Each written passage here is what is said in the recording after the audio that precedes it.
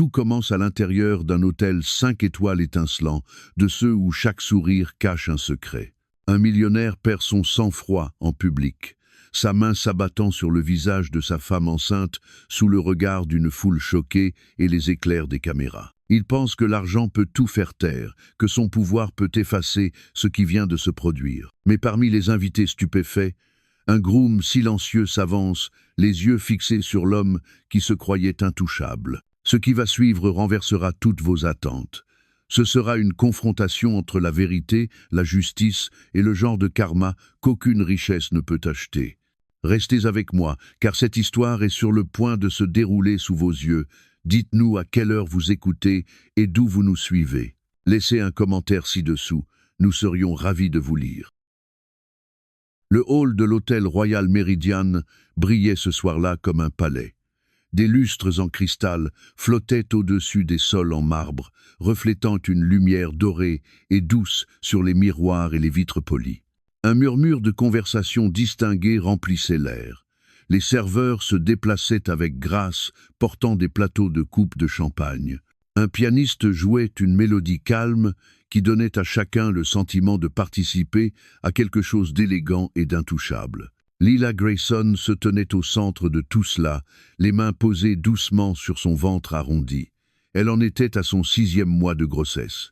Sa robe de soie bleu clair scintillait à chacun de ses mouvements, et ses yeux reflétaient la chaleur tranquille d'une femme qui croyait encore en la bonté des gens. Elle souriait poliment aux invités venus saluer son mari, Ethan Grayson, l'homme que tous appelaient un génie des affaires, un millionnaire parti de rien, le visage du groupe Grayson.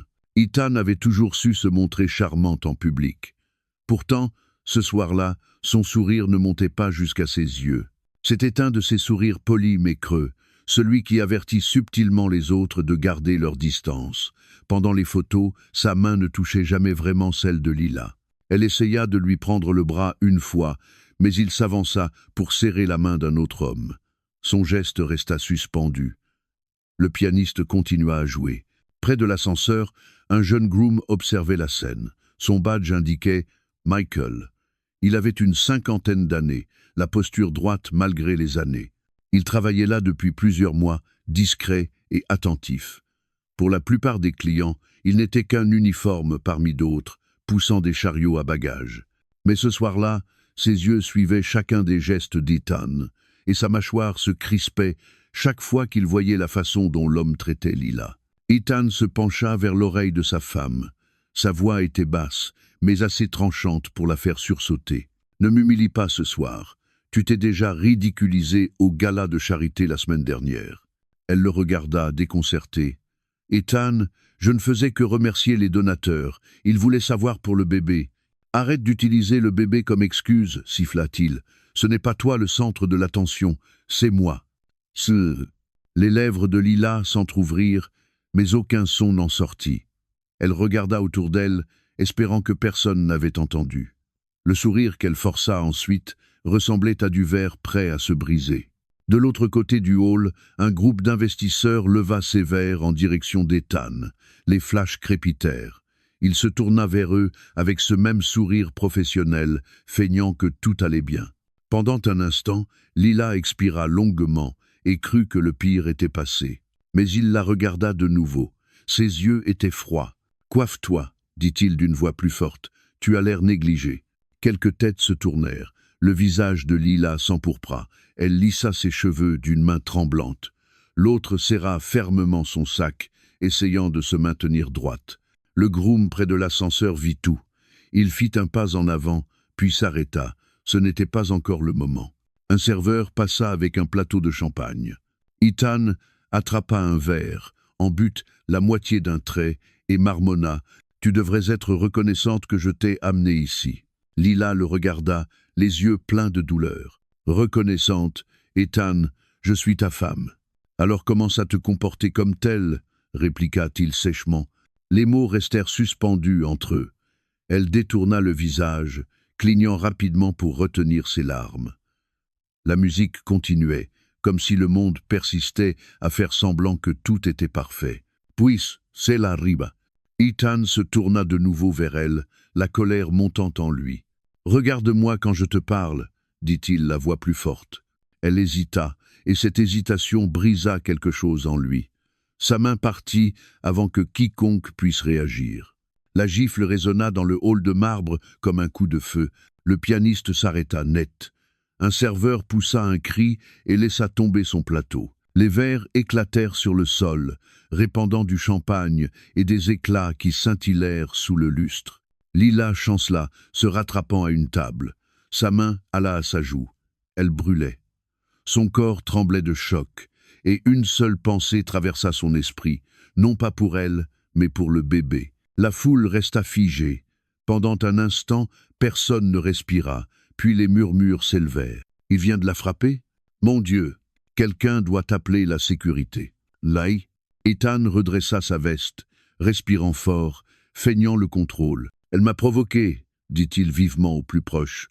Ce n'est rien, elle est émotive, c'est à cause des hormones. » Lila le fixa, les yeux pleins d'incrédulité et de douleur. « Tu m'as frappé, murmura-t-elle d'une voix tremblante. « Devant tout le monde. »« Arrête ton drame, répondit-il en se détournant. « Tu aggraves les choses. » Le directeur de l'hôtel s'approcha prudemment. « Monsieur Grayson, je vous en prie, devriez-vous vous calmer tous les deux.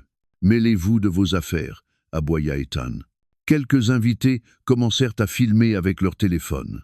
Les voyants rouges se reflétaient dans les miroirs. Le pianiste retira lentement ses mains des touches. Près de l'ascenseur, le groom posa son chariot à bagages. Son cœur battait vite, mais ses gestes restaient calmes. Il inspira profondément et fit un pas en avant. « Monsieur, dit-il d'une voix posée mais ferme, vous êtes allé trop loin. » Ethan se tourna brusquement. « Qu'avez-vous dit ?» Les yeux du groom se plantèrent dans les siens. « Vous m'avez bien entendu. »« Pour qui vous prenez-vous » lança Ethan, le ton plein d'arrogance. Michael ne répondit pas tout de suite. Il regarda au-delà d'Ethan, vers la femme effrayée derrière lui, celle qui tenait son ventre, celle qui essayait de ne pas pleurer. Sa voix se fit plus douce. « Je sais qui vous êtes, monsieur Grayson, mais vous n'avez aucune idée de qui je suis. » Le hall entier retomba dans le silence. Tous les téléphones étaient levés, tous les regards fixés sur eux. La tension était si dense qu'on aurait pu la toucher.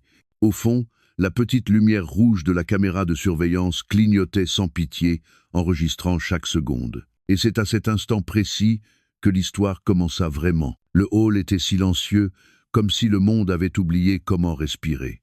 L'écho sec de la gifle semblait encore flotter dans l'air, rebondissant sur les murs de marbre et les lustres de verre.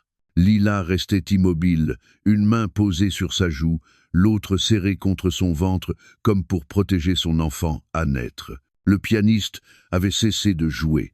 Le murmure doux des conversations qui emplissaient auparavant l'air avait complètement disparu. Chaque invité, chaque employé, chaque passant faisait maintenant partie de ce moment. Certains restaient figés, les yeux écarquillés. D'autres tenaient leur téléphone un peu plus haut, filmant ce qu'ils avaient du mal à croire réel. La respiration de Lila se faisait courte et saccadée. Son visage était pâle, sauf pour la marque rouge qui s'étendait sur sa joue. Son cœur battait à tout rompre. L'humiliation brûlait plus fort que la douleur. Elle sentait le poids de tous les regards posés sur elle. La voix de son mari fut la première à briser le silence. « Ce n'est pas ce que vous croyez, » dit Ethan, en essayant de paraître calme. Sa voix trembla légèrement, mais son arrogance l'obligea à continuer. « Elle est émotive, elle est enceinte, tout le monde sait comment ça se passe. » Il eut un rire sec, comme s'il voulait se convaincre lui-même. « C'était un accident. Détendons-nous, d'accord ?» Lila abai salentement sa main. Ses doigts tremblaient. Elle le regarda, les lèvres à peine entr'ouvertes. « Tu m'as frappé, Ethan, devant tout le monde. » Ces mots étaient doux mais clairs. Ils tranchèrent l'air plus fort que la gifle elle-même. Quelques personnes eurent un hoquet de stupeur. Le directeur de l'hôtel s'approcha, les mains levées pour apaiser la situation. « Monsieur Grayson, Madame Grayson, s'il vous plaît, » dit-il prudemment. « Pourrions-nous régler cela en privé ?»« Non. » Ethan le foudroya du regard. « Ne me dites pas ce que je dois faire. » Il se tourna vers Lila, la mâchoire crispée. « Tu vois ce que tu m'as fait faire? Tu m'as humilié. » Lila cligna des yeux, les larmes lui montant. « T'humilier, murmura-t-elle. Tu m'as rabaissé. Ses jambes devinrent faibles. Un instant, elle crut qu'elle allait s'effondrer, mais elle se rattrapa à la table la plus proche. Un serveur s'approcha discrètement et posa un verre d'eau devant elle, les mains tremblant. La foule autour d'eux s'était densifiée. Les téléphones étaient partout maintenant.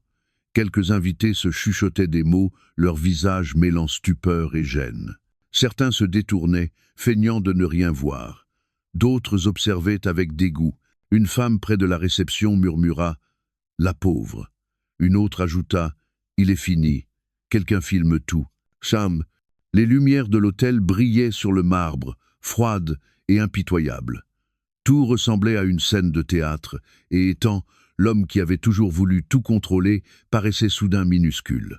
Son costume coûteux, sa montre de luxe, tous ces symboles de pouvoir qui impressionnaient d'ordinaire ne signifiaient plus rien. Pas ici, pas maintenant. Il regarda autour de lui, conscient des caméras, du jugement. Mais sa fierté refusait de reculer. « Calmez-vous », répéta-t-il plus fort. « Je réglerai cela en privé. » Mais il était déjà trop tard pour la discrétion. La vérité s'était échappée. Le jeune groom se trouvait maintenant au centre du hall, à quelques mètres seulement.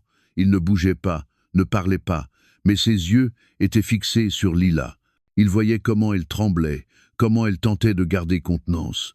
Quelque chose s'éveillait en lui. Il serra la mâchoire et attendit. Les pensées de Lila tournaient dans sa tête. Elle ne pensait plus à l'hôtel, ni aux gens qui la regardaient. Une seule question la hantait. Comment en était-elle arrivée là? Elle se souvenait de la première fois qu'Ethan l'avait emmenée dans un endroit pareil, quand tout semblait encore un rêve. Il avait été tendre alors, protecteur même. Il l'appelait son miracle. Il posait sa main sur son ventre et lui murmurait les rêves d'une famille à venir. Elle avait tout abandonné pour lui, son travail, son indépendance, son nom, et maintenant elle se tenait là, étrangère à sa propre vie. Ses yeux se remplirent de larmes. Elle les chassa et prit une profonde inspiration. « S'il te plaît, Ethan, dit-elle doucement, pas ici, rentrons à la maison. » La voix d'Ethan se fit dure. « Tu crois que tu peux me dire quoi faire ?» Elle tressaillit. Autour d'eux, les murmures s'intensifièrent. Quelqu'un au fond dit « Il perd le contrôle. » Le directeur de l'hôtel semblait désespéré. « Monsieur Grayson, je vous en prie, nous avons d'autres clients. » Ethan se tourna brusquement vers lui. « Si vous tenez à votre emploi, mêlez-vous de vos affaires. » Le hall semblait se resserrer autour d'eux. La tension était suffocante. Chaque seconde s'étirait à l'infini. Lila fit un pas en arrière, mais la voix d'Ethan coupa l'air. « Tu viens avec moi, maintenant. » Elle secoua la tête. « Non, Ethan, pas après ça. » Pendant un court instant, leurs regards se croisèrent. Les siens étaient pleins de colère, les siens pleins de peur. Mais derrière cette peur brillait une étincelle de lucidité. Cet homme n'était plus son protecteur. Il était devenu son danger.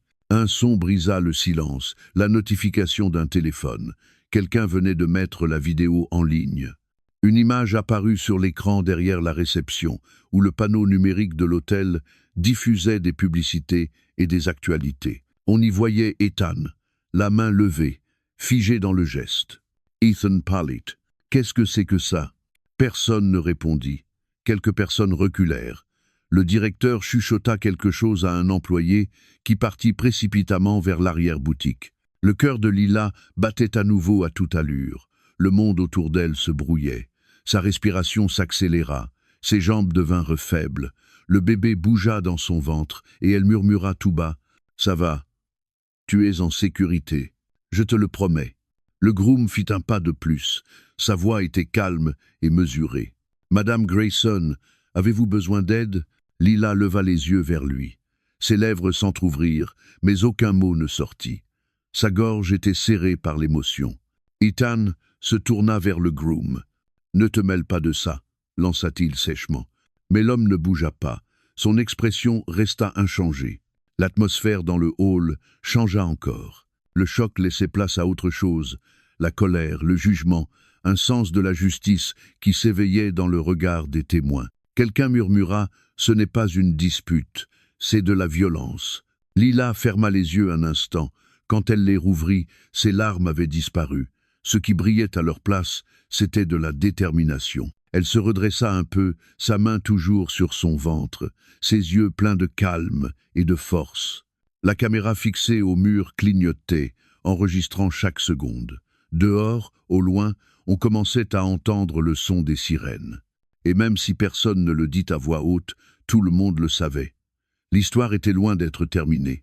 Les sirènes de police à l'extérieur se faisaient de plus en plus fortes, résonnant à travers les murs de verre de l'hôtel Royal Meridian.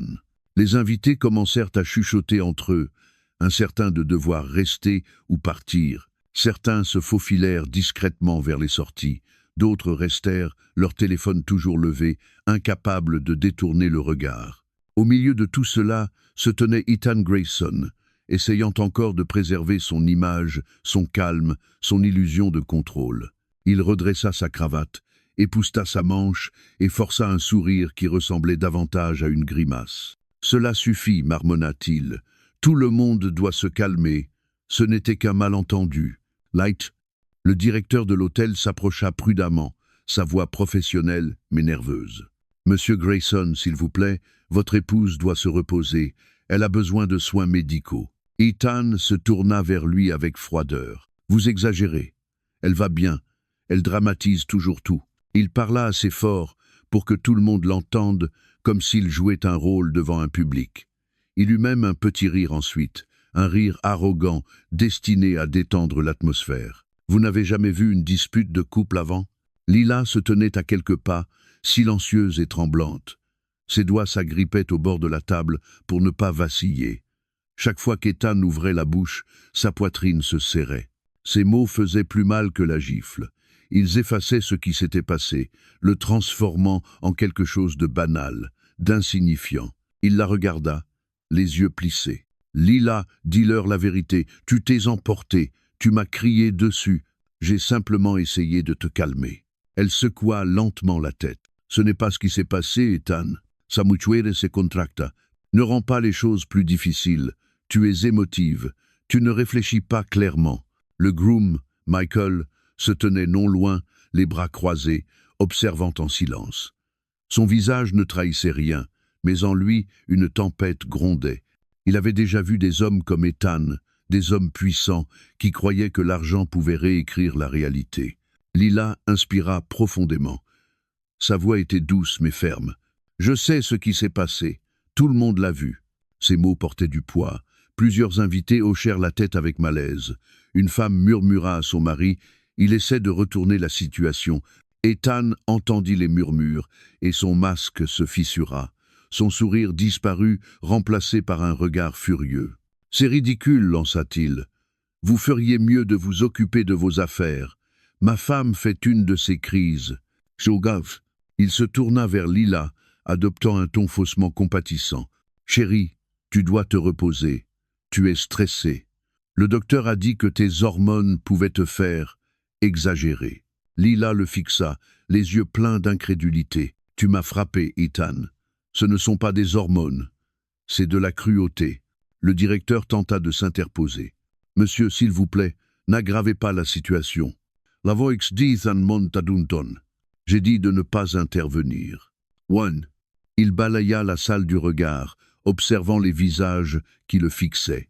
Il y lut le jugement, le dégoût, et cela le rendit furieux. « Vous ne savez pas ce qui se passe ?» lança-t-il d'une voix tremblante. « Elle est difficile depuis des semaines.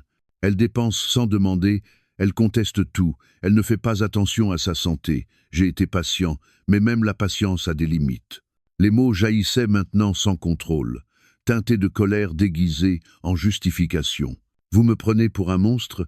Je suis celui qui essaye de sauver notre famille. C'est moi qui paie pour tout, pour cet hôtel, pour son confort, pour le bébé dont elle prétend s'occuper, mais qu'elle néglige en réalité. » Le silence retomba dans la pièce. On pouvait entendre la panique derrière sa voix. Les lèvres de Lila tremblaient, mais aucun son ne sortit. Sa gorge se serra tandis que les larmes emplissaient ses yeux. Depuis des mois, elle subissait son contrôle, ses critiques sur ses vêtements, son alimentation, ses amis, sa manière de parler. Chaque décision passait par son approbation. Et maintenant, il utilisait ces mêmes mots, ces mêmes mensonges, pour retourner le monde contre elle. Elle essuya ses larmes du revers de la main. « Tu contrôles tout ce que je fais, dit-elle d'une voix basse, même ma façon de respirer. » Ethan fit un pas vers elle, baissant le ton. « Fais attention, Lila. Tu te donnes en spectacle. » Le visage de Michael se durcit. Il fit un pas en avant, mais s'arrêta lorsque Lila leva légèrement la main, indiquant qu'elle allait bien.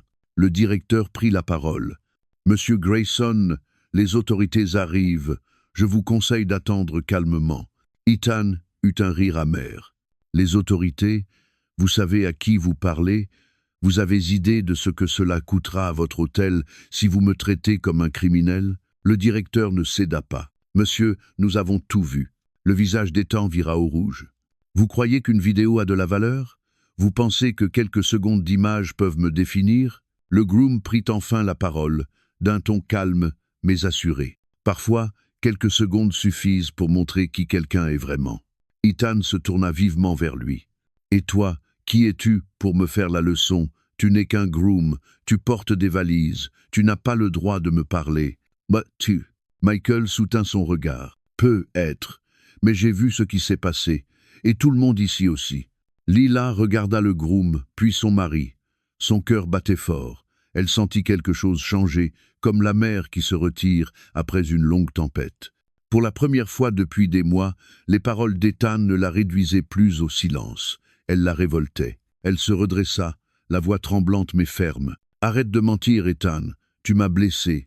Tu ne peux pas justifier cela. » Nixon, il la fixa, son masque se brisant complètement. « Tu crois que les gens te croiront plus que moi?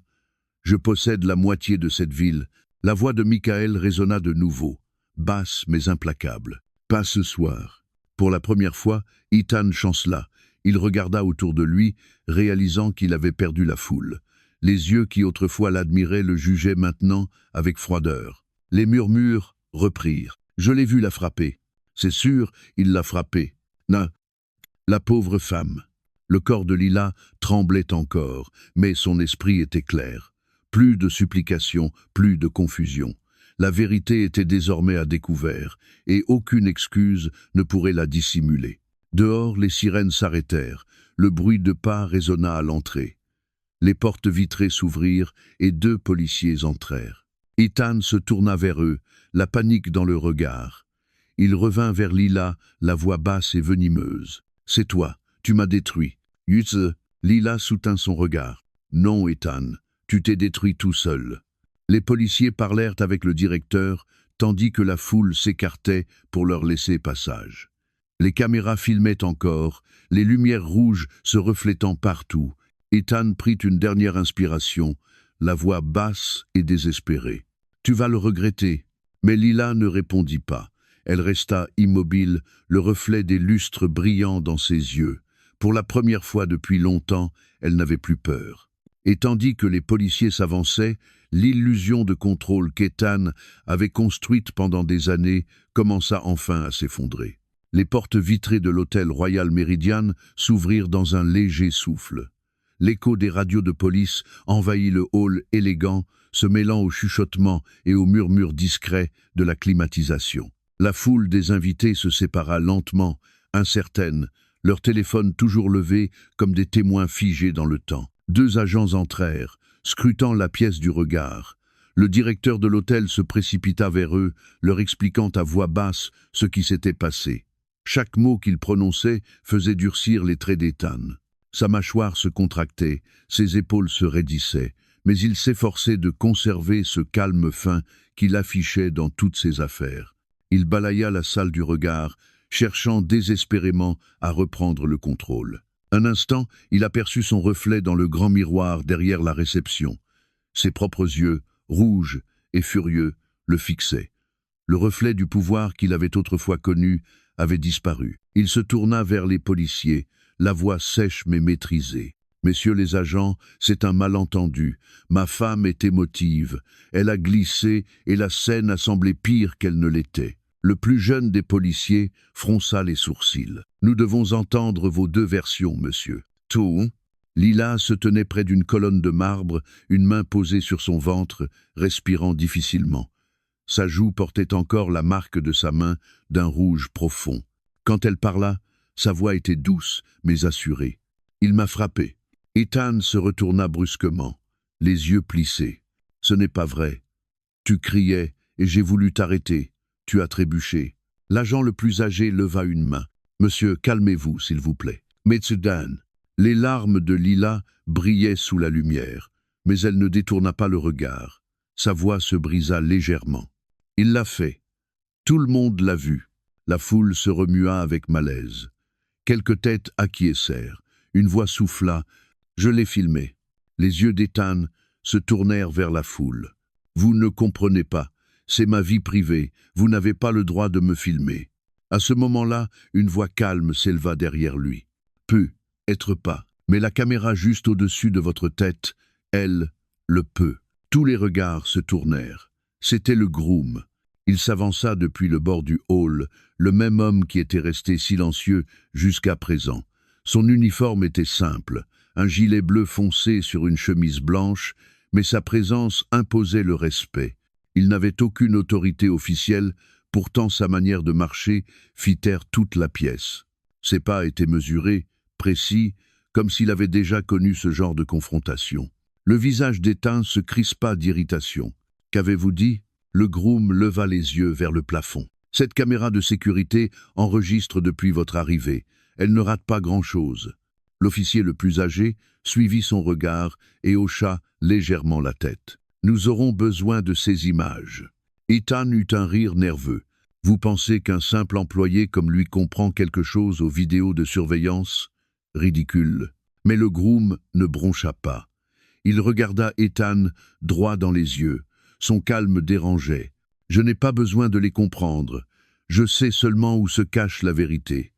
Et elle n'est pas de votre côté. Des murmures parcoururent la foule. Ethan fit un pas vers lui, la voix plus forte. Tu dépasses les limites, gamin. Je peux te faire renvoyer en 1 seconde. Bien, le ton du groom resta égal.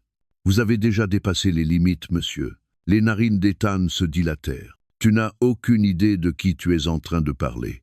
Le groom soutint son regard sans ciller. Au contraire, je sais exactement à qui je parle. Quelque chose dans sa voix fit hésiter Ethan. Cette assurance ne venait pas d'un simple employé d'hôtel. C'était la voix de quelqu'un qui avait déjà affronté la peur. Le groom se tourna légèrement vers les policiers. Vérifiez la caméra près du lustre. Elle a une vue complète sur la scène. Les agents acquiescèrent et firent signe au directeur, qui s'éloigna pour aller chercher les images. Ethan reprit la parole, la voix tremblante. « Vous croyez l'aider ? Vous êtes juste un imbécile de plus qui ne comprend pas comment fonctionne le monde. Je pourrais acheter cet hôtel demain, si je le voulais. » Les yeux du groom s'assombrirent. Alors commencez par acheter un peu de décence. No, une silence lourde s'abattit. Le regard de Lila se posa sur lui, son expression mêlée de confusion et de reconnaissance. Quelque chose dans sa voix, dans sa manière de la regarder, lui semblait familier. Ethan fit un pas de plus, la colère reprenant le dessus. « Dégage de mon chemin avant que je… » Le plus jeune officier l'interrompit. « Cela suffit, monsieur. » Le groom avança d'un pas. Il se plaça entre Ethan et Lila.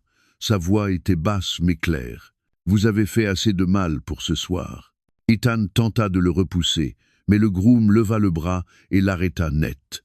Sa poigne était ferme, inébranlable. Pour un homme d'apparence ordinaire, il dégageait une force qui stupéfia tout le monde. « Lâchez-moi » cria Ethan. Le groom ne bougea pas. « Pas avant que vous compreniez ce que vous avez fait. » L'officier le plus âgé intervint. « Monsieur, calmez-vous ou nous devrons agir. » Les yeux d'Ethan flamboyaient de rage. « Vous faites tous une erreur. » Lila murmura, la voix tremblante. « S'il vous plaît, arrêtez. » Le groom relâcha enfin sa prise, sans pour autant reculer. Il se tourna vers elle, le ton plus doux. « Madame, allez-vous bien ?» Lila hocha faiblement la tête. Ses lèvres tremblaient, ses yeux se remplirent de larmes. « Je crois que oui. » Le groom la regarda longuement, puis ses yeux descendirent brièvement vers son ventre avant de revenir à son visage. Sa voix devint presque un murmure. « Vous n'avez plus à avoir peur. » Ethan fronça les sourcils, mélange de colère et d'incompréhension. « Pourquoi tu t'en mêles?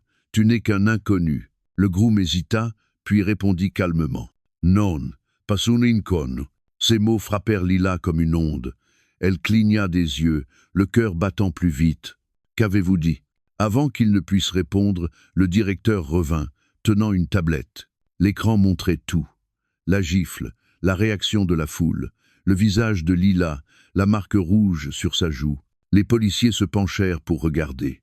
Ethan resta figé. La couleur quitta son visage. Le plus jeune officier redressa la tête. « C'est suffisant.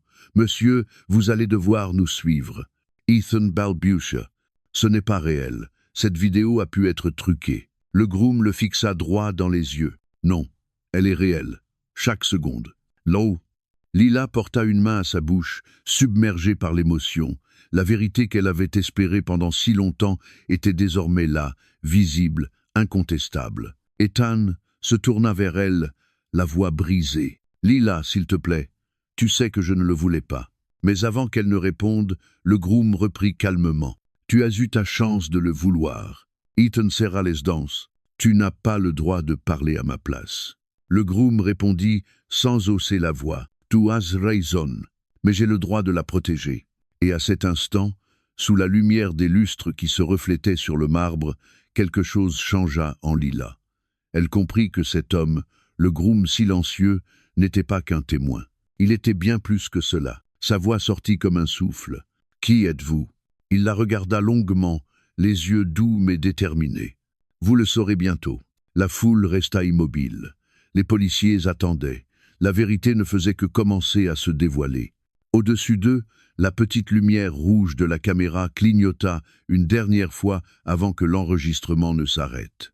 L'atmosphère dans le hall de l'hôtel avait changé. Ce qui avait commencé par un choc s'était transformé en une tension si épaisse qu'on pouvait presque la sentir à chaque respiration. L'air restait immobile, rythmé seulement par le léger bourdonnement de la climatisation et le grésillement des radios de police près de l'entrée. Les invités se tenaient par petits groupes, chuchotant derrière leur téléphone, incertains de devoir rester ou partir. Ethan Grayson se tenait au centre de tout cela, sa posture autrefois assurée commençant à vaciller. Mais la fierté avait toujours été son armure. Même maintenant, entouré de policiers, alors que la vérité défilait sur un écran sous les yeux de tous, il refusait d'abandonner.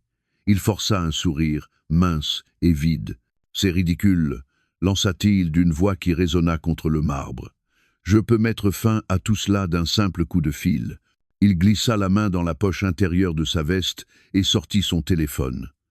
Sa main tremblait légèrement, mais il dissimula ce geste en se raclant la gorge. « Le chef Anderson me doit un service, » marmonna-t-il en tapant sur l'écran. « Vous allez regretter de vous être mêlé de moi. » L'officier le plus âgé fit un pas en avant, le ton calme mais ferme. « Rangez votre téléphone, monsieur. » Ethan l'ignora. « Vous pensez que je suis un homme ordinaire que vous pouvez menotter et faire sortir d'ici?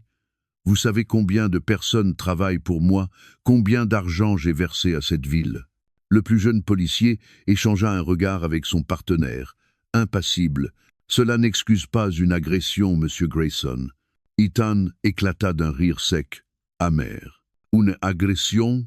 Allons. Ma femme est émotive, et vous transformez cela en spectacle. » La voix de Lila trembla. « Arrête d'appeler ça comme ça. Tu m'as frappé, Ethan.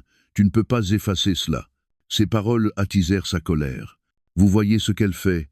Elle veut me détruire parce qu'elle sait qu'elle n'est rien sans moi. Tout ce qu'elle possède, chaque robe, chaque luxe, chaque confort, vient de moi. » La foule se remua, mal à l'aise. Ces mots, censés se justifier, le rendaient seulement plus cruel. Le groom, toujours debout non loin, parla calmement. « L'argent n'achète pas le respect, et il n'efface pas ce que tout le monde vient de voir. » Ethan se tourna brusquement vers lui. « Toi encore. Tu te prends pour un héros? » Michael ne broncha pas. « Non. Juste quelqu'un qui en a assez de voir des hommes comme vous se croire intouchables. » Ethan ricana. « Tu ne sais pas à qui tu parles. Tu n'es personne. Tu portes des valises pour vivre. » Le regard de Michael resta fixé. « Et pourtant, regarde où nous en sommes. C'est toi qui es sur le point de tout perdre. » Le silence retomba. Les invités ne murmuraient plus. Ils observaient, attentifs. Le visage d'Ethan vira au rouge, sa voix monta. « Vous croyez que tout cela a de l'importance? Je vais poursuivre cet hôtel pour diffamation. Je vous ferai tous renvoyer.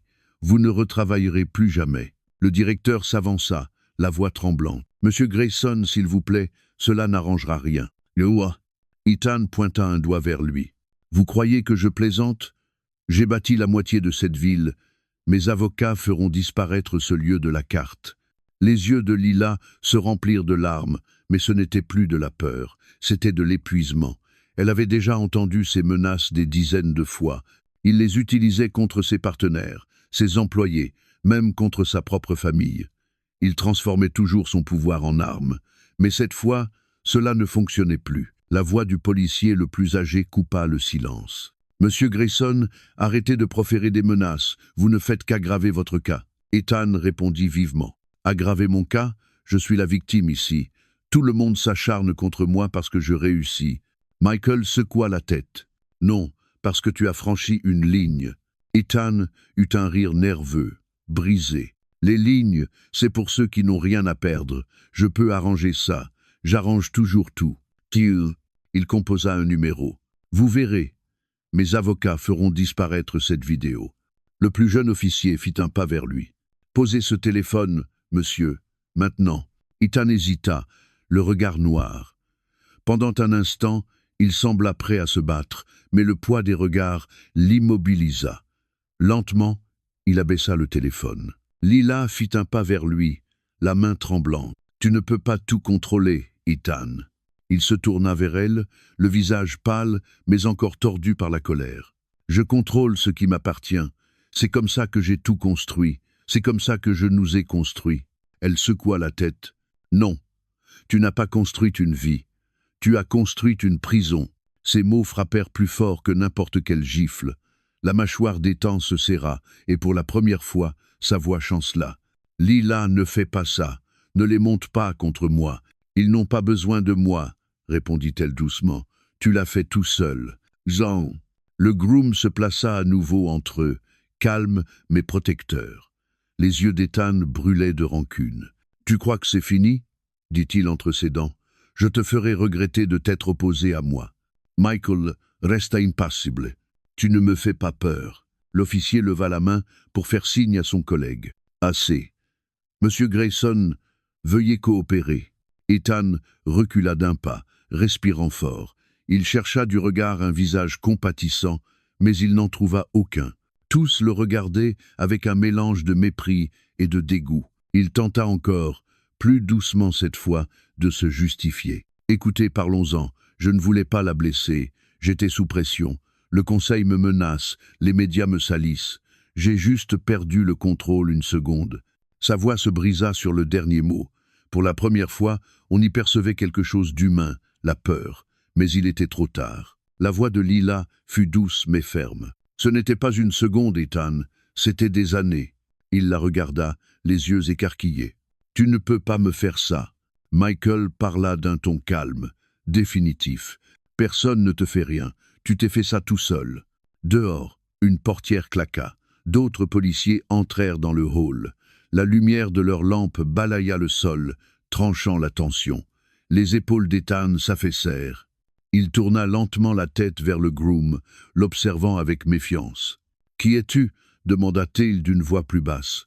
Michael ne répondit pas tout de suite. Il soutint son regard, calme et sûr. « Quelqu'un qui croit que les hommes comme toi ne devraient plus faire de mal aux autres. » Les lèvres d'Ethan tremblèrent. « Tu n'as aucune idée de ce que tu viens de déclencher. » La voix de Michael resta posée. « Oh si, je crois que si. » Le silence s'étira, lourd et définitif. Tout le sentait, quelque chose était sur le point de basculer. Et tandis que les agents avançaient encore d'un pas, l'équilibre du pouvoir, dans ce hall étincelant, commença enfin à glisser loin de l'homme qui croyait tout contrôler. Le premier flash vint d'un téléphone près de l'ascenseur, puis un autre et encore un autre. En quelques secondes, le hall de marbre fut envahi par les cliquetis secs et les éclairs de lumière. La foule ne se contentait plus de regarder. Elle filmait. Chaque objectif était braqué sur Ethan Grayson. L'homme qui autrefois dominait chaque pièce où il entrait se tenait maintenant au centre, entouré, exposé, tremblant. Il essaya de se couvrir le visage d'une main, mais ce geste ne fit que le rendre plus petit, plus fragile. « Arrêtez de filmer !» cria-t-il. « Vous n'avez pas le droit de m'enregistrer sans autorisation. » Personne ne l'écouta. Le moment lui échappait déjà. Des dizaines de téléphones diffusaient la scène en direct. Les commentaires inondaient les réseaux sociaux, circulant plus vite que le son de sa propre voix. Le directeur de l'hôtel s'écarta pour répondre à un appel. Son visage se vida de toutes couleurs. Il murmura quelque chose à l'un des officiers, qui hocha lentement la tête. Ce qui se passait en ligne avait déjà dépassé les murs du Royal Meridian. Lila se tenait près d'un pilier, les yeux grands ouverts. Elle ne parlait pas, elle ne pleurait plus. Elle regardait simplement l'homme qui l'avait humiliée pendant des années être dévoré par sa propre arrogance. Le groom, Michael, se tenait non loin, les bras le long du corps. Il ne bougeait pas, ne souriait pas. Son visage n'exprimait aucune satisfaction, seulement une certitude calme. Il avait déjà vu ce que l'orgueil faisait aux hommes comme Ethan. Cela finissait toujours de la même façon, bruyante, publique, irréversible. La radio d'un des policiers grésilla. Une voix au bout du fil annonça « Reçu. Le clip est viral. Il fait déjà le tour du pays. » Ethan se tourna vers eux, interloqué. « De quoi parlez-vous » Le plus jeune officier jeta un coup d'œil à son téléphone et secoua la tête. « C'est partout, monsieur. Tous les médias diffusent la vidéo. » Le souffle d'Ethan se coupa. Il chercha fébrilement son propre téléphone. L'écran s'illumina sous une avalanche de notifications. Son nom, sa société, les mots violence, agression, vidéo d'hôtel remplissaient la barre de recherche. Tout son empire, bâti sur l'image et le contrôle, s'effondrait en temps réel. Il leva les yeux, la panique dans le regard. C'est faux, ça ne peut pas être vrai. On ne peut pas se fier à ce qu'on voit en ligne. Mais la vidéo était claire. L'angle de la caméra du lustre montrait tout. La gifle, le recul de Lila, la réaction du public, son visage tordu par la colère. Michael parla doucement derrière lui. C'est ça la vérité. Une fois qu'on la voit, on ne peut plus l'ignorer. Ethan se retourna brusquement. C'est toi qui es derrière tout ça. Michael secoua la tête. Non, c'est toi. Moi, je n'ai simplement pas détourné le regard. Lila prit une lente inspiration, la main posée sur son ventre. Pour la première fois depuis des mois, elle se sentait stable.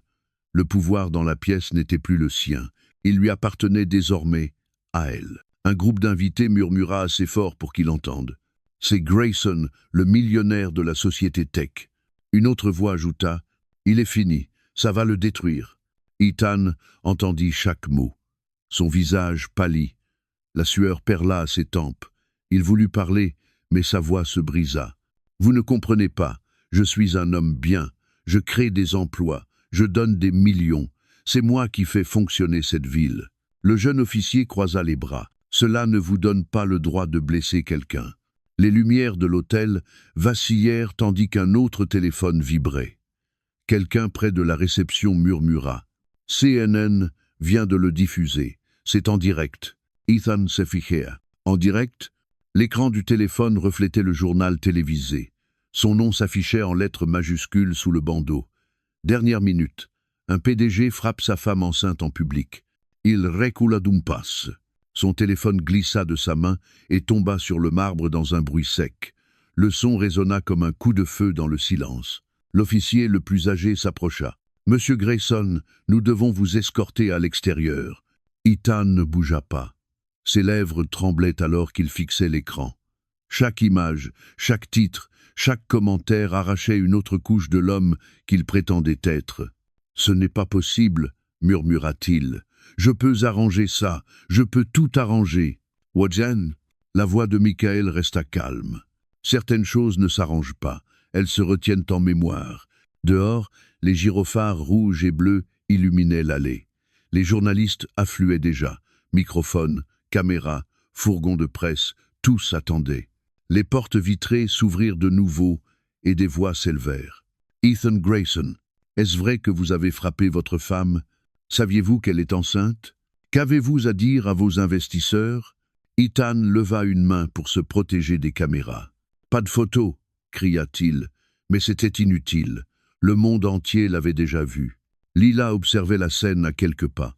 Pendant un instant, la culpabilité effleura son cœur, celle de la femme qu'elle avait été autrefois. Mais ce sentiment disparut vite, remplacé par la mémoire de la peur, du contrôle, des humiliations répétées. Ce n'était pas de la vengeance, c'était la justice. Les policiers commencèrent à le conduire vers la sortie. Ses pas étaient lourds, chaque mouvement lui coûtait. Ses chaussures de luxe claquaient sur le marbre qui, autrefois, brillait pour lui. À présent, il ne reflétait plus que sa chute. Les journalistes s'avancèrent, lançant des questions. La foule s'écarta pour laisser passer les agents. Ethan tenta de se libérer. « Je ne suis pas un criminel. Je suis victime de diffamation. Tout cela est faux. » La voix de Michael résonna doucement derrière lui. « Le seul mensonge ici, c'est celui que tu te racontais. » Les caméras captèrent chaque seconde. Les éclairs de lumière, les mains tremblantes, la marque rouge encore visible sur la joue de Lila. En quelques minutes, des millions de personnes virent la même scène sur leur téléphone, leur télévision, leurs ordinateurs. Les commentaires affluaient. « Il mérite la prison. Pauvre femme. Quelle force. » Enfin, la justice en temps réel. Dans le hall, Lila restait immobile. Le lustre dessus d'elle brillait comme si rien ne s'était passé. Pourtant, tout avait changé. Les murmures s'éteignirent peu à peu jusqu'à ne plus laisser qu'un silence profond. Michael s'approcha doucement. « Allez-vous bien, madame ?» Elle le regarda, les yeux fatigués mais sereins. « Je le serai. » Il hocha la tête. C'est tout ce qui compte désormais. Dehors, la portière de la voiture de police se referma dans un bruit sourd. La dernière image que l'on vit, avant qu'elle ne démarre, fut le visage d'Ethan derrière la vitre, pâle, vidé, perdu. Les lumières clignotantes se reflétaient sur le sol de marbre, dansant comme les fantômes de tout ce qu'il avait détruit. Et pour la première fois depuis des années, le hall de l'hôtel retrouva sa paix. Les lumières de l'hôpital étaient vives et froides. Elles bourdonnaient doucement au-dessus du couloir blanc, où les infirmières se déplaçaient avec rapidité mais délicatesse. L'air sentait le désinfectant et le linge propre. Devant les portes des urgences, quelques journalistes attendaient, murmurant dans leurs micros, leurs visages reflétés dans la vitre. À l'intérieur, Lila reposait sur un lit d'hôpital, une couverture pâle recouvrant ses jambes. Ses yeux étaient à demi ouverts, fixant le plafond formé de dalles lumineuses infinies. Sa main droite était posée sur son ventre, sentant les faibles mouvements à l'intérieur. Toutes les quelques secondes, elle murmurait quelque chose d'une voix à peine audible. Ses lèvres formaient toujours les mêmes mots. « Tu es en sécurité maintenant. » Un moniteur émettait un bip régulier à son chevet. La ligne verte pulsait au rythme de son cœur. Un autre moniteur, à côté, traçait une seconde pulsation, plus légère, plus rapide, celle du petit cœur de son enfant à naître. La docteure Ellis, une femme calme d'une quarantaine d'années, se tenait près d'elle, observant les mesures. Sa voix était douce, mais assurée. Le rythme cardiaque du bébé est fort. C'est bon signe. Vous êtes toutes les deux stables, Madame Grayson. Lila hocha faiblement la tête. Merci. La docteure hésita, puis reprit plus doucement. L'agent dehors a dit qu'il s'agissait d'une agression domestique. Les yeux de Lila s'humidifièrent. Elle resta silencieuse un instant. Puis sa voix s'éleva, faible mais claire. « Oui, c'était mon mari. » La docteure soupira doucement, écrivant quelque chose sur le dossier. « Je noterai tout en détail. Vous aurez besoin d'un exemplaire pour le rapport de police.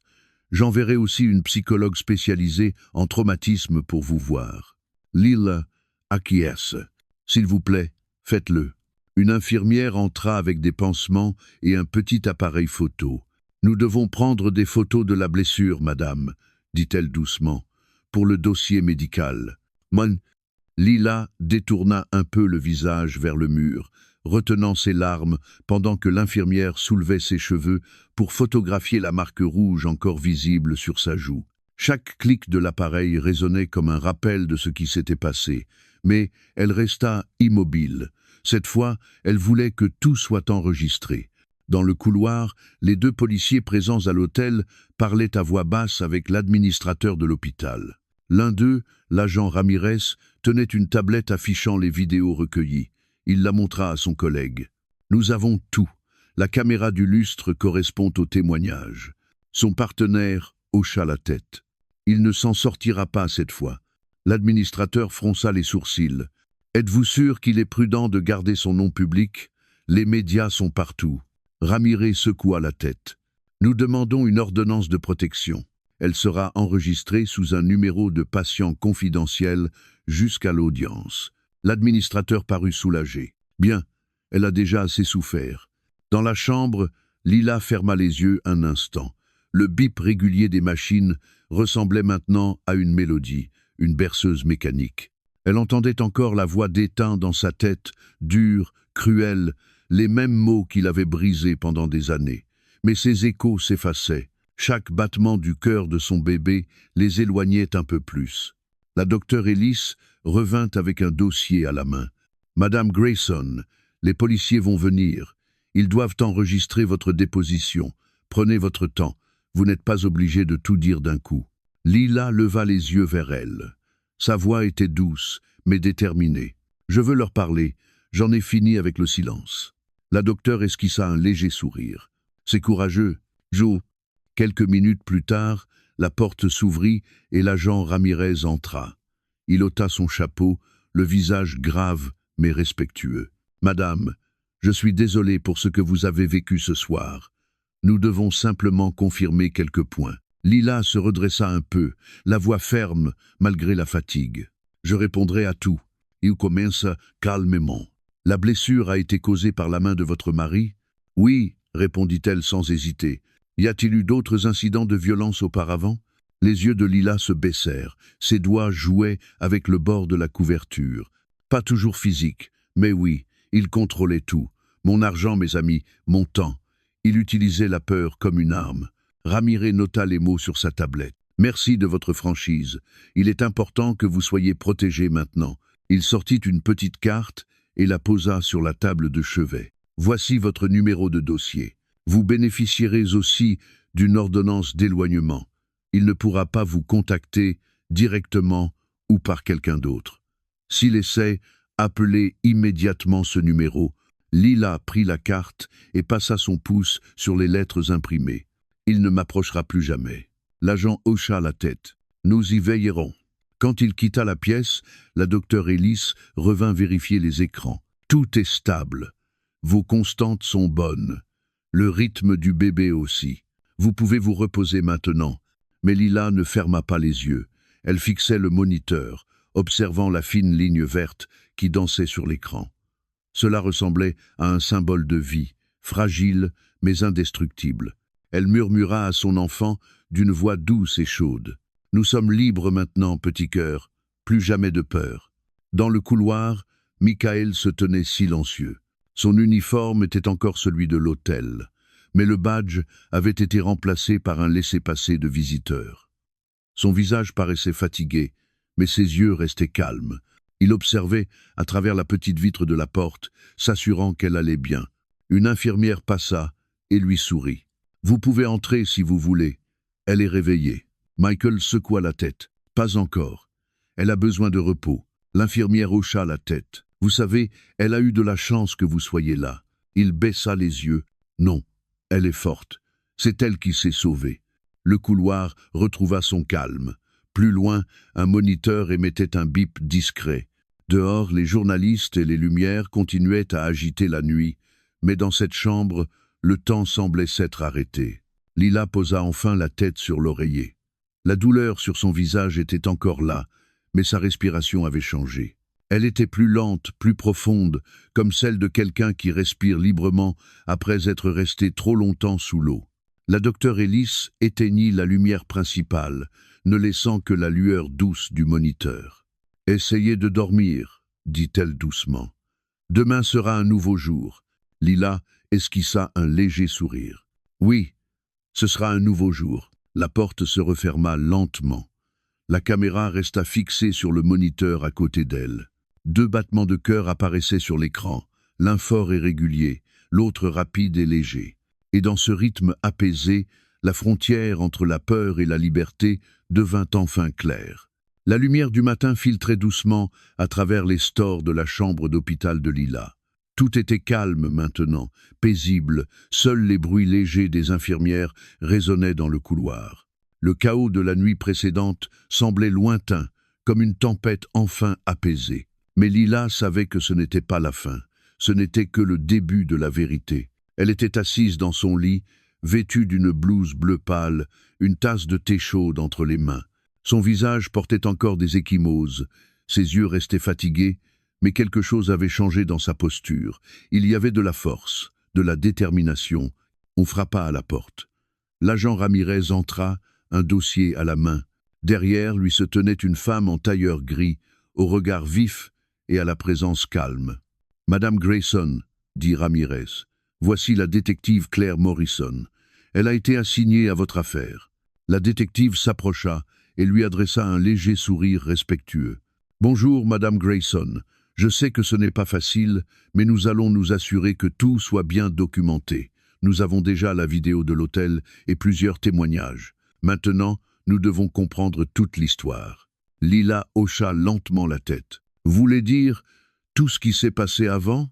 La détective tira une chaise et s'assit en face d'elle. « Oui, plus nous en saurons, mieux nous pourrons vous protéger et construire le dossier. » Lila hésita. Ses yeux se tournèrent vers la fenêtre où la lumière du soleil dessinait des reflets sur le mur. « Ce n'était pas seulement cette nuit-là, » murmura-t-elle. « Il est comme ça depuis des années.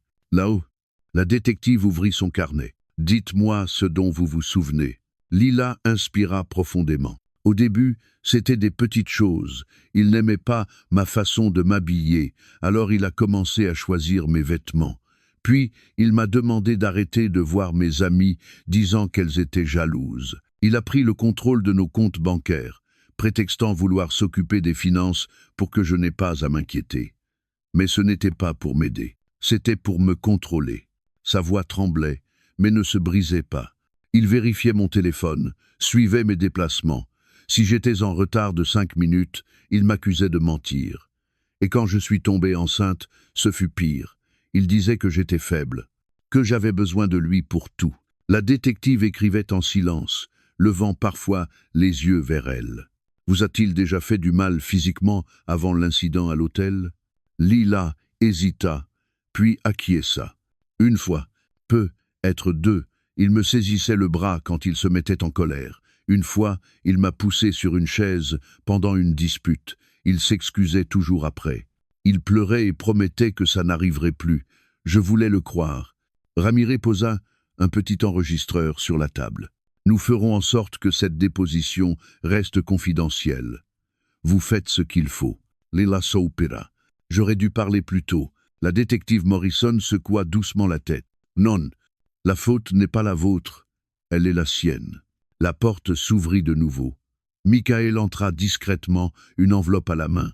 Il salua les officiers d'un signe de tête, puis se tourna vers Lila. « Je suis désolé d'interrompre. J'ai quelque chose qui pourrait t'aider. » Lila le regarda, surprise. « Qu'est-ce que c'est ?» Il posa l'enveloppe sur la table. À l'intérieur se trouvaient plusieurs photos et documents imprimés. Après ce qui s'est passé hier soir, j'ai parlé à certains employés de l'hôtel. L'un d'eux m'a dit qu'Ethan était déjà venu ici, seul. Nous avons vérifié le système de sécurité. Il existe d'anciennes vidéos, prises à plusieurs mois d'intervalle. Sur chacune, il est en train de hurler dans son téléphone, de frapper le comptoir, de menacer des gens. Il fit glisser une photo vers elle. On y voyait Ethan dans le même hall, le visage rouge, criant dans son téléphone. Une autre montrait un verre brisé contre le mur d'une suite privée. La détective examina les images. Ces enregistrements correspondent aux dates de ses voyages. Cela prouve un comportement agressif récurrent. Michael hocha la tête. Ce n'est pas tout. J'ai aussi trouvé quelque chose dans le vestiaire du personnel. Il y avait laissé un document lors d'un précédent séjour. C'était un relevé financier de sa femme, annoté en rouge. Des notes sur la limitation de ses dépenses, des passages surlignés avec la mention « correction de comportement ». La respiration de Lila se bloqua. « Il gardait des dossiers sur moi ?» La voix de Michael se fit plus douce. Il gardait le contrôle sur tout. La détective rangea les photos et les documents dans des pochettes plastifiées. « C'est plus que suffisant pour prouver l'intention.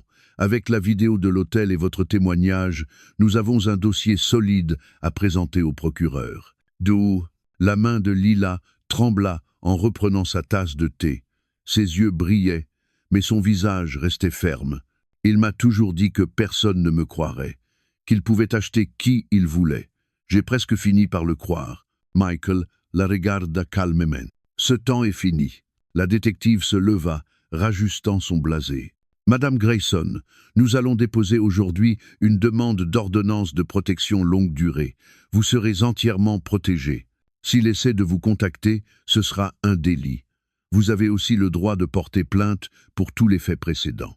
Lila baissa les yeux un instant, puis releva la tête. « Je veux porter plainte. » La détective esquissa un léger sourire. « Très bien. C'est la première étape vers la liberté. » Lorsqu'ils quittèrent la pièce, Michael resta. Il se tenait près de la fenêtre, le visage à moitié éclairé par le soleil. Lila le regarda en silence. « Vous n'aviez pas à faire tout ça, » dit-elle doucement. « Vous m'aviez déjà aidé une fois. » Le ton de Michael était apaisé. « Quand je l'ai vu lever la main sur vous, j'ai revu quelque chose que j'avais juré de ne plus jamais voir. » Lila fronça légèrement les sourcils. « Que voulez-vous dire ?» Il resta pensif. « Quand j'étais soldat, je croyais que les pires batailles se déroulaient sur le front. Mais les vraies batailles se passent dans des pièces fermées, loin des regards. Des gens y luttent pour leur dignité, pour leur vie. Vous avez mené la vôtre hier soir, et vous l'avez gagnée. » Les yeux de Lila se remplirent de larmes, mais ce n'était plus la peur, c'était le soulagement. Elle sourit faiblement. « Merci. » Il hocha la tête. « Reposez-vous. La vérité est de votre côté maintenant. » La lumière du soleil devint plus vive à travers les stores. Le moniteur près du lit continuait à émettre un bip régulier, 2 battements de cœur s'accordant parfaitement. Dans le couloir, la détective Morrison parlait doucement au téléphone. « Nous avons confirmé plusieurs antécédents. Contrôle financier, abus psychologiques, violence documentée. Il a déjà agi ainsi. » Sa voix resta calme, mais ses mots pesaient lourd. Ce n'était pas une erreur. C'était un schéma. Les premières semaines après l'incident passèrent dans le calme. Le tumulte des lumières, des journalistes et des gros titres s'était éteint, remplacé par le silence. Lila avait quitté l'hôpital, mais elle n'était pas retournée dans le manoir qu'elle appelait autrefois sa maison. Elle s'était installée dans un petit appartement en bordure de la ville, donnant sur la rivière. C'était modeste, paisible, et surtout, c'était à elle. Chaque matin, elle ouvrait la fenêtre et laissait la lumière du soleil envahir la pièce. Pour la première fois depuis des années, l'air avait une autre odeur. Il sentait la pluie et la liberté. Il n'y avait plus de garde du corps pour surveiller ses gestes, plus d'appels d'Ethan exigeant des explications, plus de listes d'interdictions.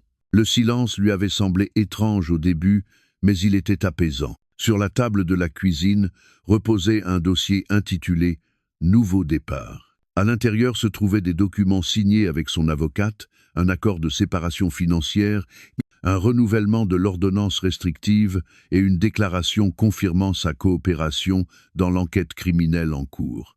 Son avocate, une femme bienveillante nommée Rachel Pierce, lui avait dit « Chaque signature que vous posez sur ces papiers est un pas vers la reprise de votre vie. » Et Lila y croyait. Certains matins, elle se réveillait encore en sursaut, hantée par la voix d'Ethan. Mais au lieu de fuir ses souvenirs, elle les affrontait.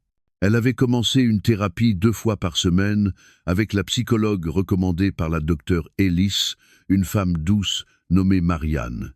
Durant ces séances, Lila parlait de choses qu'elle n'avait jamais dites à personne, de la peur, du contrôle, de la lente disparition de la confiance en soi, bien avant la première gifle. Marianne disait souvent « Guérir ne veut pas dire oublier, cela veut dire reprendre ce qu'on vous a volé. » Alors Lila avait commencé à reprendre ce qui lui appartenait. Elle commença par de petites choses, préparer son petit déjeuner, marcher jusqu'au parc, écrire des mots de gratitude sur des papiers qu'elle collait sur son miroir.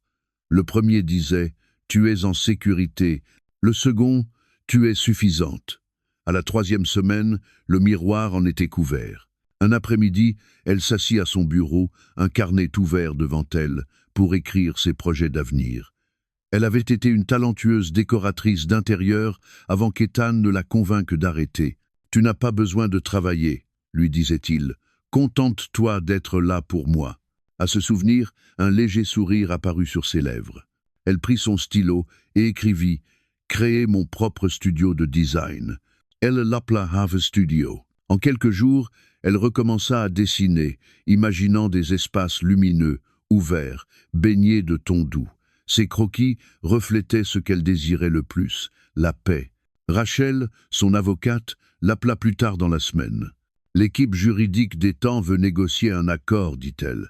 Il propose de clore le dossier si vous retirez les accusations. » Lila resta silencieuse. « Et s'il refuse ? Alors il y aura un procès public. Ce sera difficile. Les médias en parleront. » Lila serra le téléphone, mais sa voix demeura calme. « Qu'il parle. Je ne me tairai plus jamais. » Rachel sourit doucement à l'autre bout du fil. C'est exactement ce que j'espérais entendre. Ce soir-là, Lila se tint sur son balcon, regardant les lumières de la rivière. La ville scintillait, vivante et lointaine. Elle murmura pour elle-même « Plus jamais de peur ». Le lendemain matin, elle retrouva Michael pour un café. C'était la première fois qu'ils se revoyaient depuis l'hôpital. Il avait l'air différent sans son uniforme, plus détendu, mais toujours porteur de la même force tranquille. « Comment t'en sors-tu » demanda-t-il. Elle eut un léger sourire. « Un peu mieux chaque jour. J'apprends à vivre sans que quelqu'un me dise ce que j'ai le droit ou non de faire. » Il hocha la tête. « La liberté, ça s'apprend. » Ils parlèrent longuement du procès, du bébé et des petites victoires du quotidien. Michael lui expliqua qu'il avait accepté un poste dans une association venant en aide aux victimes de violences domestiques. « Te voir affronter tout ça m'a rappelé pourquoi ce combat est important, » dit-il. Les yeux de Lila s'adoucirent. « Tu m'as aidé plus que tu ne le crois. » Michael secoua la tête. « Non. Tu t'es aidé toi-même. J'étais juste là au bon moment. » Avant de partir, il lui remit une petite enveloppe. À l'intérieur, une photo du hall de l'hôtel après l'incident, vide, calme, immaculé. En bas, il avait écrit d'une écriture nette, la preuve que le chaos ne dure jamais éternellement. Lila Sourit. Je la garderai. Au fil du mois suivant, Lila construisit sa nouvelle vie morceau par morceau. Elle renoua avec sa mère, partie des années plus tôt, lassée des manipulations d'Ethan. Leurs retrouvailles furent émouvantes, pleines de larmes et de pardons silencieux. « J'aurais dû revenir plus tôt, » dit sa mère. « Tu es là maintenant, » murmura Lila. « C'est ce qui compte. » Ensemble, elles préparèrent la chambre du bébé, peignant les murs d'un vert tendre. Les éclats de rire revinrent dans la maison de Lila pour la première fois depuis longtemps. Le soir, elle travaillait sur ses dessins jusqu'à minuit. Ses croquis devinrent des plans, puis son premier projet, aménager l'appartement d'une mère célibataire qui recommençait sa vie. Quand elle présenta son travail, la femme la prit dans ses bras et dit « Vous avez donné à cet endroit un sentiment d'espoir. » Cette phrase resta gravée dans son esprit. Elle comprit alors qu'elle ne reconstruisait pas seulement sa vie. Elle construisait aussi quelque chose pour les autres. Quelques semaines plus tard, elle assista à l'audience. Ethan n'avait pas le droit de lui parler, mais elle sentit son regard lorsqu'elle passa près de lui. Pour la première fois, elle ne détourna pas les yeux. Quand le juge lui demanda si elle voulait s'exprimer, sa voix fut claire. « Pendant des années, j'ai cru que le silence protégeait, mais le silence ne protège que ceux qui font du mal. Aujourd'hui, je choisis de parler. Non par haine, mais par espoir qu'aucune autre personne n'ait à vivre dans la peur. » La salle resta silencieuse. Le juge hocha la tête. « Votre déclaration sera ajoutée au dossier. » Lila, après l'audience, Rachel lui dit avec un sourire « Vous l'avez fait. » Lila inspira profondément, les mains tremblantes. « Non, » répondit-elle doucement, « nous l'avons fait. » De retour chez elle, elle se tint de nouveau devant la fenêtre, regardant le soleil se coucher sur la ville. Le reflet dans la vitre ne montrait plus une victime, mais une femme nouvelle. Libre, le bébé bougea doucement. Lila posa la main sur son ventre. « Nous avons réussi », murmura-t-elle. Sur la table à côté d'elle reposait toujours le dossier intitulé « Nouveau départ ». Elle y ajouta un nouveau document, un contrat de location pour son atelier. Haven Studio ouvrirait le mois prochain. Et pour la première fois depuis des années, Lila se sentit prête à affronter le monde, non plus comme l'épouse de quelqu'un, non plus comme une possession, mais comme elle-même. Le soleil se leva lentement sur la ville, peignant la rivière de reflets d'or et d'argent. Depuis son balcon, Lila regardait la lumière s'étendre sur la ligne d'horizon. C'était calme, seulement troublé par le chant doux des oiseaux. Le monde semblait à nouveau neuf. À l'intérieur de son appartement, des cartons bordaient les murs. Certains portaient l'étiquette « bébé », d'autres « studio ». L'odeur de peinture fraîche flottait encore dans l'air, mêlée à celle du café du matin. Chaque recoin de l'espace racontait une histoire de changement, de renouveau. Son petit studio, Haven, ouvrait cette semaine. L'enseigne venait d'être installée, un panneau blanc simple avec des lettres grises délicates. Elle passa la main dessus et sourit. Pendant des années, sa vie avait été construite sous le contrôle d'un autre. Désormais, chaque choix, chaque couleur, chaque souffle lui appartenait. Un léger coup à la porte retentit. Lorsqu'elle ouvrit, Michael se tenait là, un petit bouquet de lis jaunes à la main. « J'ai entendu dire que c'était le grand jour, dit-il avec un sourire timide. Je voulais passer avant que tu ne sois trop occupé à changer le monde. » Elle rit doucement. « Je ne change pas le monde, Michael.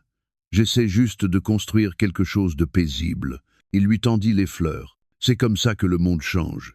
Un endroit paisible à la fois. » Elle plaça le bouquet dans un vase en verre sur le comptoir. Les pétales jaunes semblaient briller sous la lumière du soleil. « Tu as entendu parler de la condamnation ?» demanda-t-il d'une voix plus basse. Lila hocha la tête. « Oui, 3 ans de prison plus une amende. Il perdra son siège au conseil, sa réputation, son pouvoir. Ce n'est pas tout, mais c'est déjà beaucoup. » Le regard de Michael s'adoucit. La justice ne crie pas toujours. Parfois, elle murmure. Elle réfléchit un instant. « J'ai longtemps cru que la justice signifiait la vengeance. Mais non, c'est la paix. C'est se réveiller le matin sans avoir peur. » Il sourit. « Alors tu as déjà gagné. » Ils restèrent silencieux un moment, regardant tous deux par la fenêtre. En bas, la rue s'animait. Des gens pressés se rendaient au travail, des voitures klaxonnaient, des enfants riaient en courant devant le café. La vie continuait, et ce simple fait semblait être le signe le plus vrai de la guérison. Lila prit une petite photo encadrée posée sur le comptoir. C'était celle de son premier projet de design. L'appartement de la mère célibataire qui lui avait dit « Vous avez donné à cet endroit un sentiment d'espoir ». Elle sourit. Cette phrase était devenue sa devise silencieuse. Plus tard, dans l'après-midi, elle se rendit au studio. L'espace baignait dans la lumière naturelle. Sur un mur, ses croquis étaient soigneusement accrochés en rangées. Au centre, une grande table en bois était recouverte d'échantillons de tissus et de couleurs. Quelques amis et soutiens étaient venus pour l'ouverture, apportant des rires, des embrassades et des félicitations discrètes. Rachel, son avocate, arriva avec un petit sac cadeau. « C'est de la part de tout le cabinet, dit-elle. Tu es la cliente la plus courageuse que j'ai jamais eue. » Lila ouvrit le sac. À l'intérieur, un simple porte-clés en argent gravé de 2 mots. « Reste libre ». Elle le serra dans sa main. « Merci. Pour tout. Rachel Sorrett. C'est toi qui as fait tout cela, Lila. Tu as construit ta liberté morceau par morceau. » Quand les invités furent partis, le studio retrouva son calme. Lila s'assit seule à son bureau, les mains posées sur une petite pile de papier. Le premier était une lettre d'un centre d'accueil pour femmes auquel elle avait récemment fait un don. Ils annonçaient que l'une de leurs nouvelles chambres porterait le nom de la chambre Haven en hommage à son histoire. En lisant cette lettre, des larmes montèrent à ses yeux. Non pas de tristesse, mais de gratitude. Elle murmura pour elle-même. « Peut être que la douleur n'était pas là pour me détruire. Peut être qu'elle était là pour me réveiller. » La sonnette retentit à nouveau. C'était Marianne, sa thérapeute. Elle était venue déposer une brochure pour un nouveau programme proposant des ateliers créatifs destinés aux femmes victimes de violences domestiques. « J'ai pensé que tu aimerais peu être animée un cours, dit-elle. Tu as parcouru un long chemin. Tu pourrais aider d'autres femmes à faire de même. » Lila regarda la brochure, puis Marianne. « J'adorerais. » Après son départ, le silence revint dans la pièce. Lila s'approcha de la fenêtre. Les lumières de la ville commençaient à briller à mesure que la soirée tombait. Dans le reflet de la vitre, elle vit une femme qu'elle avait du mal à reconnaître, le même visage, mais plus fort, plus calme, enfin complet. Elle sortit de sa poche le petit mot qu'elle avait écrit des semaines auparavant, celui qui était autrefois collé sur son miroir. Il disait « Tu es en sécurité ». Elle le rangea dans le tiroir de son bureau. Elle n'avait plus besoin de le lire. Elle le savait maintenant. La nuit enveloppa la ville. Assise près de la fenêtre avec une tasse de thé, elle ouvrit son carnet. Sur une page blanche, elle écrivit quelques mots pour elle-même et pour ceux qui entendraient un jour son histoire. Parfois, la vérité la plus difficile est celle qui te sauve. Parfois, partir est la seule façon de rentrer chez soi. Elle referma le carnet et inspira lentement. Le léger mouvement de son bébé la fit sourire. « Tu vas grandir dans un monde rempli de lumière, » murmura-t-elle, « et je veillerai à ce que ce soit ainsi. » Dehors, une brise douce apporta l'odeur de la pluie. La ville battait au rythme lointain de la musique et de la vie. Quelque part, une cloche d'église sonna l'heure. Lila s'adossa à sa chaise, les yeux clos un instant, savourant le silence. Elle n'avait plus besoin d'oublier le passé. Elle avait appris à vivre au-delà de lui. Son téléphone vibra. Un message de Rachel s'afficha. « Félicitations pour l'ouverture de Haven. Le monde a besoin d'histoires comme la tienne. » Lila sourit et répondit « Merci. » Ce n'est que le début. Elle posa le téléphone et regarda autour d'elle. La lumière douce des lampes dessinait des reflets dorés sur le sol. L'endroit semblait paisible, presque sacré. Pendant un moment, elle resta assise là, écoutant le silence, ressentant le battement de son cœur et celui de la vie qu'elle avait reconstruite. Puis, d'une voix calme, empreinte de force et de grâce, elle murmura les mots qui étaient devenus sa vérité. Aucun pouvoir ne peut cacher la vérité pour toujours. La caméra recula lentement. Les lumières de la ville s'étendaient comme des étoiles sous le ciel. L'enseigne de son studio brillait doucement dans la nuit. Haven, un lieu bâti non pas sur la douleur, mais sur la survie. Un lieu où la vérité l'avait enfin libérée.